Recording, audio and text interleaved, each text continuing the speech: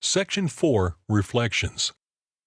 Mike Martin shares how excited he was to start his very first week of full-time service to God, completely reliant on Him to provide financially. What is the biggest leap of faith you have ever taken? Were you scared? How did it turn out? How did God help you?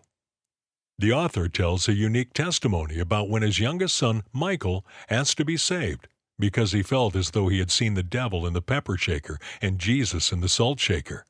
Mike Martin concludes, truly God speaks in strange and miraculous ways to reach the lost.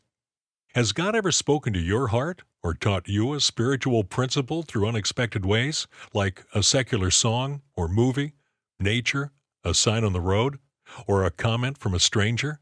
What did He teach you? Mike had a pastor friend who looked into the Martins' journey of living by faith and wanted to feel the same thrill of believing in God for all his needs. Have you ever looked at what God is doing in someone's life and wished you could have the same experience? Did you try to make it happen? Do you think there are dangers to comparing your calling to another's? Explain. Mike makes the bold statement, God does nothing but in answer to prayer. What do you think about this? Do you think God needs us to pray for His will to be done on earth? What scriptures align with your view about this?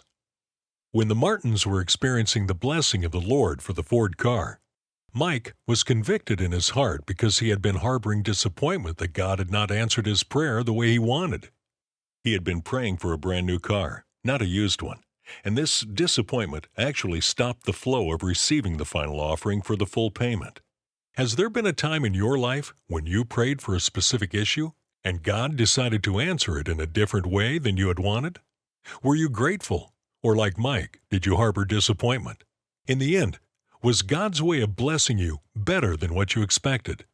Were there things you learned doing things God's way that you would have missed otherwise?